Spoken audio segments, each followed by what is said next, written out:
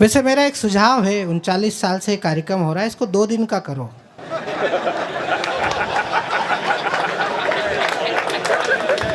एक दिन अतिथियों का आगमन और स्वागत समारोह और दूसरे दिन कवि सम्मेलन। उसमें क्या रहेगा कि अतिथियों को भी आसानी रहेगी। अब इसमें से कई तो बैठना चाह भी रहे हैं कि नहीं, क्योंकि ये कवि हैं, अभी उसने नेता के खिलाफ चेप ही दी। अब उसको यही पता नहीं है कि यहाँ 2-2 पार्टी के फंसे हुए हैं। लेकिन तुम बिल्कुल चिंता मत करना, हम आज की रात अगर नेताओं के कोई खिलाफ कुछ कहेंगे भी तो उसका मध्य प्रदेश के नेताओं से कोई लेना देना नहीं है। समझ लेना, नागालैंड, त्रिपुरा, मिजोरम के नेताओं के लिए कह रहे हैं, जिनको ना आप जानते हो ना हम जानते हैं। लेकिन भाजपा की विधायक बैठी हैं, इनके सामने ये भी बहाना नहीं चलेगा, क्योंकि इनने मिसकाल से सदस्य बनाए हैं। हाँ बजाओ ताली, डर क्या रहे हो तुम? ममता जी मिसकाल से, प्रियंका जी मिसकाल से सदस्य बनाए तो वहाँ सदस्य बन गए जहाँ लोग बसे ही नहीं है। और हम कवि देखो, अभी वो खड़ा हुआ तो माइक वाले को राय दे रही है, ऐसा कर लो न वैसा कर लो ने। खुद की टोपी ठीक करना तो आ नहीं रही है, माइक ठीक करवा रहा है। और माइक वाले से मेरा निवेदन है, भैया इसका तू मास्टर है, इन पागलों के कहने में कुछ मत करना, वरना ये पूरा माइक खराब कर देंगे। इनको कविता के अलावा कुछ नहीं आता है। अगर इनको कुछ आता तो ये यहाँ रो रहे होते अभी।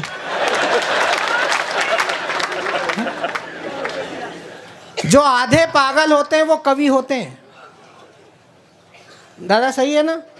आप तो हमारे दादाजी की उम्र के हो, लेकिन ये जो कवि आधे पागल होते हैं वो कवि होते हैं। लेकिन जो इनको बुलाकर सुनते हैं,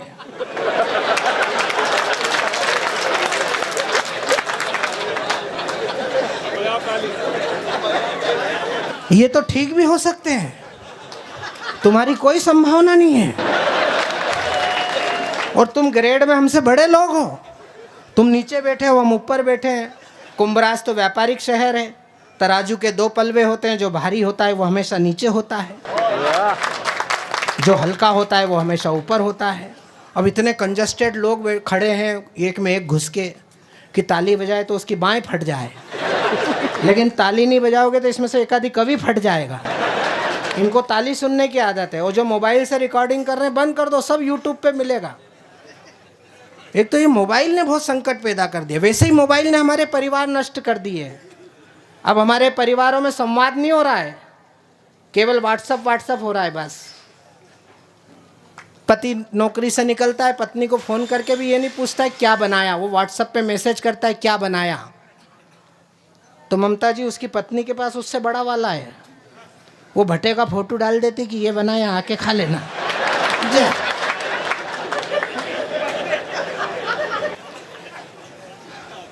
होता है कि नहीं होता है ऐसा? ये तो कुंभराज तो फिर भी संस्कारवान शहर है। जरा उधर इंदौर, उज्जैन, बम्बई, दिल्ली में फंसना, मेहमान आते तो ये नहीं पूछते कि तुम्हारे घर के बाल बच्चे कैसे हैं। अपन भी उनसे ये नहीं पूछते कि यात्रा कैसी रही है। मेहमान आते से एक ही बात पूछते हैं घर में, तुम्हारे घर चपटी पिन का चार्जर है क्या?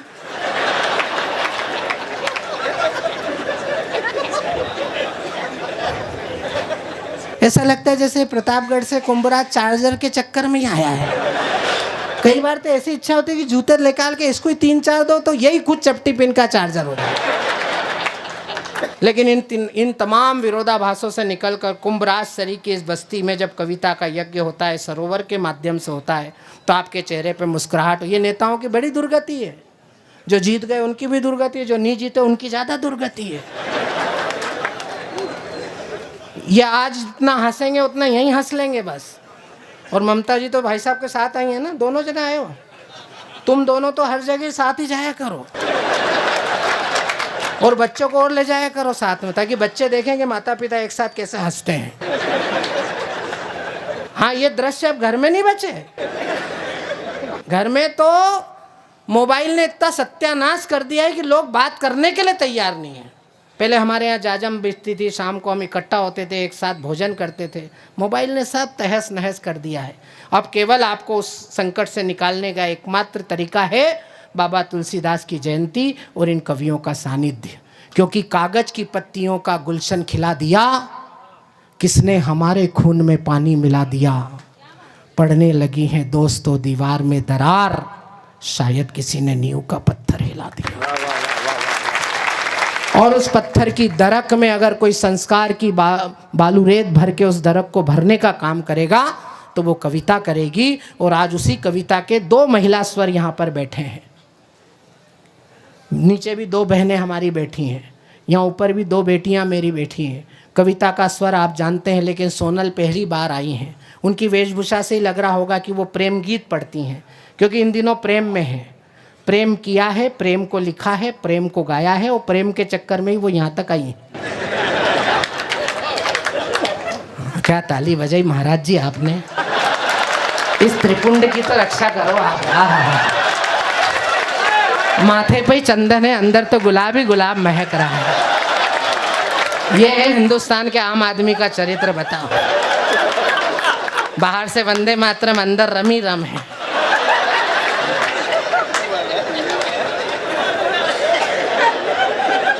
तुम्हारा तो सावन सफल हो गया है। शुक्ला सप्तमी पे ही तुम तो भादव के मजे लेने लगे। क्या मस्त बस्ती है। भाई साहब आप भी मुस्कुराओ, हंसो आप। काले शर्ट वाले भैया अधिकारी हो क्या?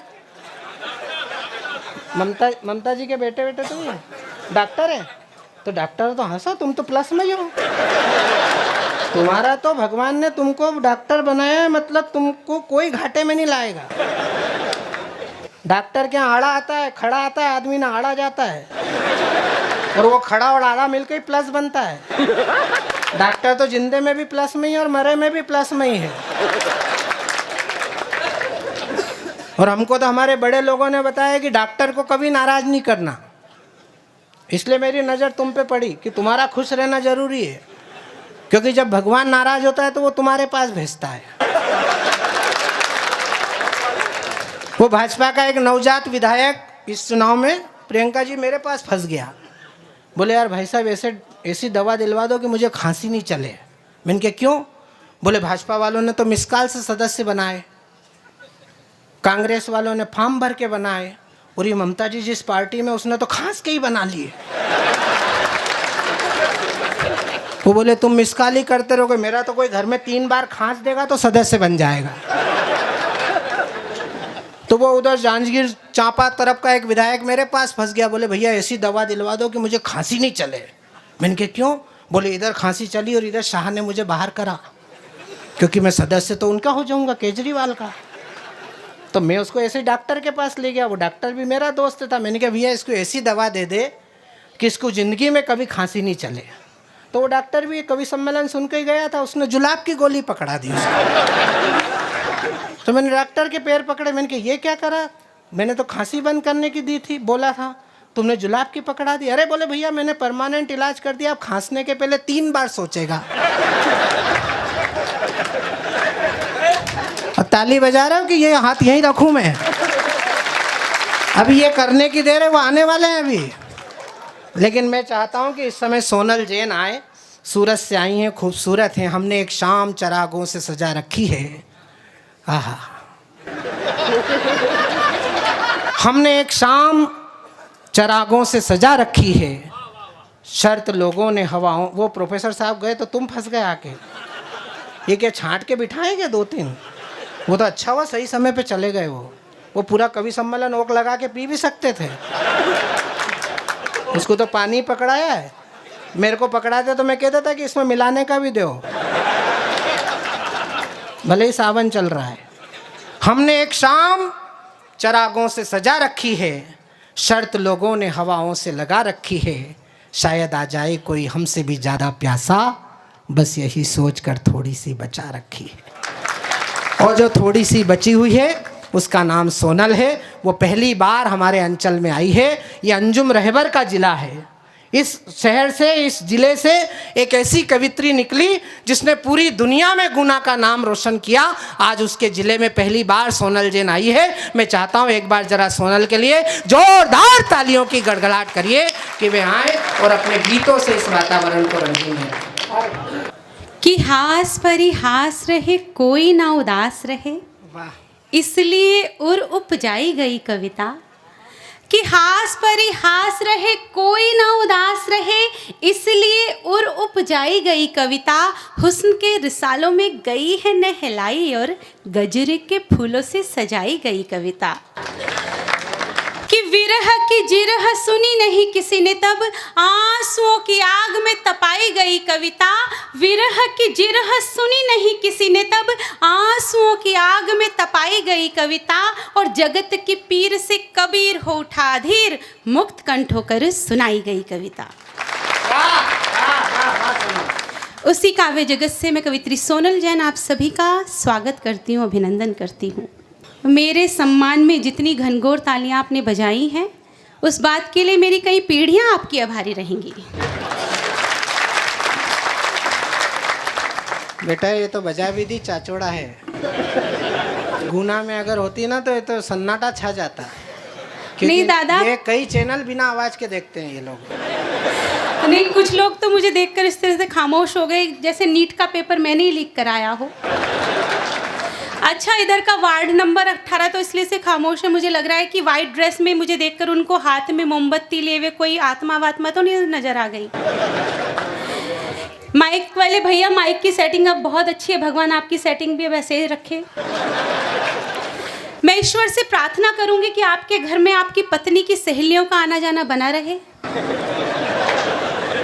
अच्छा, पत्नी की सहेली इनके घर में आ रही है, उत्साह में मुझे वार्ड नंबर 20 लग रहा है। कमाल है कुंभराज वालों, दूसरों के आनंद में भी परमानंद ढूंढ लेते हो आप। बहुत बुलंद आवाज में हमारे आदरणीय शशिकांत जी संचालन कर रहे हैं। मैं चाहती हूँ इनके सम्मान में एक बार तालियां होनी चाहिए। आशीष जी, मैं इतनी तेज बोलूं तो अगली बार ये कवि सम्मेलन मेरी स्मृति में हो। अभी बहुत हंसाया हिमांशु जी ने, अभी बहुत परेशान लग रहे थे। मैंने कहा हिमांशु जी इतने परेशान क्यों हो? तो कहने लगे सोनल जी, पत्नी के ब्यूटी पार्लर का खर्चा बर्दाश्त नहीं होता। तो मैंने कहा उनको ब्यूटी पार्लर भेजना बंद करो। तो कहने लगे फिर पत्नी बर्दाश्त नहीं होती। अच्छा, हंस वही रहे जिनकी स्थिति कुछ ऐसी ही है। आदरणीय महाराज जी, आपकी चमक को देख के मुझे तहजीब रामपुरी जी की कुछ पंक्तियां याद आ रही हैं। महाराज नहीं है, उसके 4 बच्चे हैं। देखिए, सुनना मुझे, देखना उनको है कि वो रौनक महफिल दिखाई देता है। बीच में आहा वाह करते रहिए, एक सलीका होता है शायरी सुनने का। देखिए, आप लोग समझदार हैं, आप जानते हैं कि आहा और वाह मिलकर विवाह बनता है। परंतु एक बात मैं आपको बता दूं, अगर विवाह के नाम पर आपको केवल और केवल आहा याद आ रही है ना, तब भी आपको वाह ही करना है, नहीं तो आपका जीवन तबाह हो सकता है। आप बवाल हो सकते हैं और आपकी पत्नी की सरकार बने ना बने, आप केजरीवाल हो सकते हैं। तो आदरणीय को देख के कि वो रौनक महफिल दिखाई देता है, करिए हवा। वो रौनक महफिल दिखाई देता है, नए लिबास में कातिल दिखाई देता है, और उनके चेहरे पर है नूर गजब का, उनके चेहरे पर है नूर गजब का, उनके पास किसी का दिल दिखाई देता है। अच्छा, हिमांशु जी बहुत बातें कर रहे थे अभी मैं बिल्कुल सच्ची घटना बताती हूँ आपको कुंभराज वालों। सुबह से जब से आए हैं बार बार घर पर बात कर रहे हैं, क्योंकि भाभी श्री की तबीयत थोड़ी सी खराब है। तो मैंने कहा आप इतना प्यार करते हो, सुबह से 10-20 कॉल कर चुके हो। तो कहने लगे सोनल जी बात ऐसी नहीं है। उन्होंने जो मुझे बात बताई मैं आपको बताती हूँ, और आपको अच्छी लगे तो उनके सम्मान में तालियां बजाइएगा। उन्होंने कहा सोनल, बीमारी में ना उसको दवाई लगती है ना इलाज काम आता है। बीमारी में ना उसको दवाई लगती है ना इलाज काम आता है। वो मुझसे फोन पर 10 बार लड़ती है तब उसको आराम आता है। इससे पता चलता है कि पुरुष कितने भोले प्राणी होते हैं। अच्छा आशीष जी, ऐसा ही भोला प्राणी मेरे घर में पाया जाता है। मैंने अपने पति महोदय से कहा देखिए मैं कुंभराज जा रही हूँ, इतना अच्छा शहर बताओ मैं आपके लिए क्या लेकर आऊँ। तो उन्होंने बड़े ही मासूमियत से कहा कि देवी जी तुम घर से कुछ दिन के लिए जा रही हो, बस मेरे लिए इतना ही काफ़ी है। बहुत अच्छा, आप सभी सुन रहे हैं, भरोसा रखिए मैं भी अच्छा सुनाऊंगी। क्योंकि हम महिलाओं से ज़्यादा अच्छा सुनाने का काम और कोई नहीं कर सकता। एक निवेदन से अपनी बात प्रारंभ करती हूँ और अपने हिस्से का स्नेह आप सभी से मांगती हूँ कि यूं दिलों को मिलाकर चली जाऊंगी, कि यूं दिलों को मिलाकर चली जाऊंगी, गीत तुमको सुनाकर चली जाऊंगी और मुझको अपना समझकर सुनोगे अगर, मुझको अपना समझकर सुनोगे अगर, तुमको अपना बनाकर चली जाऊंगी। और बर्फ बना दूं पानी से या बादल कर सकती हूँ, या तो मैं होश मिला दूं या घायल कर सकती हूँ। और मेरी कविता ने मुझको इतना हुनर सिखाया है, या तो मैं दीवाना कर दूं या पागल कर सकती हूँ। बहुत अच्छे बेटे, वाह वाह वाह। और कुछ भी कहने से पहले मेरा मन है कि इस आयोजन को 4 पंक्तियां समर्पित करूं। आप सभी के चेहरों पर जो ये मुस्कुराहट विद्यमान है वो इस आयोजन की सफलता को परिभाषित कर रही है। सफलता आप सभी के सामने है। सफलता का कारण मैं 4 पंक्तियों में पढ़ती हूँ और आपको लगे कि अंतिम पंक्ति में मैंने पूरी आयोजन समिति के सम्मान में, आशीष जी के सम्मान में कुछ सच्ची सी और अच्छी सी बात कह दी हो तो एक भी हाथ खाली न रहे। क्यों हुआ है ये सफल आयोजन की मुलाकातों से कायम कोई रिश्ता हो ही जाता है। अगर दिल से मिलो तो गैर अपना हो ही जाता है। वाह। और वो अक्सर फैसले इंसान की नीयत पे करता है। वो अक्सर फैसले इंसान की नीयत पे करता है। इरादा नेक हो तो काम अच्छा हो ही जाता है। वाह, बढ़िया बेटा। और वो बात मुलाकात की टाली नहीं गई। बहुत मन का मुक्तक है। मैं अपनी किसी होली को याद कर रही हूँ, आप भी अपनी किसी नटखट सी होली को याद कीजिएगा कि वो बात मुलाकात की टाली नहीं गई थी, ऐसी मुलाकात की खाली नहीं गई। और हाथों से उसने इस तरह गुलाल लगाया, हाथों से उसने इस तरह गुलाल लगाया, अब तक मेरे रुखसार की लाली नहीं गई।